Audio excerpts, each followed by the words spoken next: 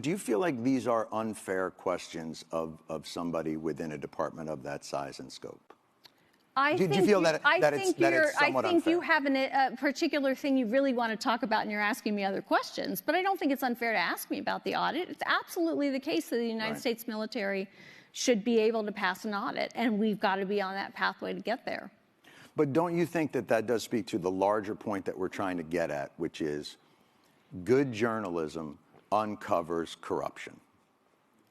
And okay, I mean, good journalism does uncover corruption, but I'm not sure these two things are linked. An audit is not. But they are. Okay, so you need to explain to me, do you understand what an audit does and the degree to which it is linked to the question that you're asking?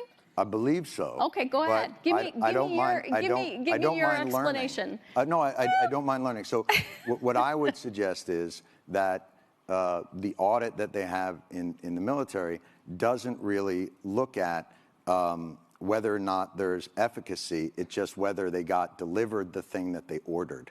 And that is any audit. That is any audit. That is true. But generally, those audits aren't $400 billion for Raytheon and $1.7 trillion for a plane that doesn't seem to be doing. Like, there is a lot of waste, fraud, and abuse within a system. Audits and waste, fraud, and abuse are not the same thing. So let's decompose these pieces. Then please educate me on sure. What so an audit is exactly what you just described, which is, do I know what was delivered to which place? Right. The ability to pass an audit, or the fact that the DoD has not passed an audit, is not suggestive of waste, fraud, and abuse.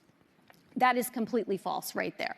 So what is now it's a question of, it's suggestive that we don't have an accurate inventory that we can pull up of what we have where.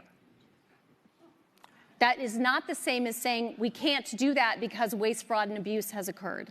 So in my world, that's waste. How is that waste? If I give you $1 billion and you can't tell me what happened to it, that to me is wasteful. That means you are not responsible. But if you can't tell me where it went, then what am I supposed to think?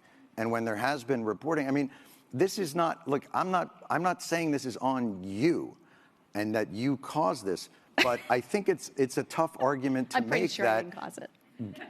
an $850 billion budget to an organization that can't pass an audit and tell you where that money went. Like, I think most people would consider that somewhere in the realm of waste, fraud, or abuse, because they would wonder why that money isn't well accounted for. And especially when they see food insecurity on military bases, and they see... You want to talk about that? Because that's a good... We should be talking... I mean, I'm trying to understand where you're trying to go, other than the dollars, which really bother you. I think it doesn't really bother me. I think it's all connected. Okay. I think tell me that story. Tell me how you're thinking about that. When I see a State Department get a certain amount of money and a military budget be 10 times that, and I see a struggle within government to get people like more basic services, and then that department that got that, I mean, we got out of 20 years of war and the Pentagon got a $50 billion raise. Like, that's shocking to me. Now, I may not understand exactly the ins and outs and the incredible magic of an audit, but I'm a human being who lives on the earth and can't figure out how $850 billion to a department means that the rank and file still have to be on food stamps. Like, to me, that's fucking corruption. I'm sorry.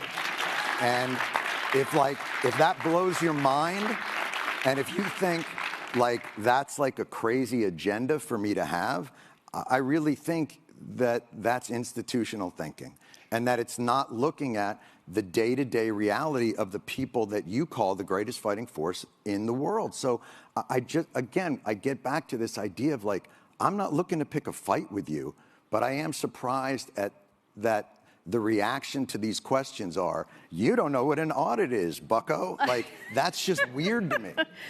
Okay.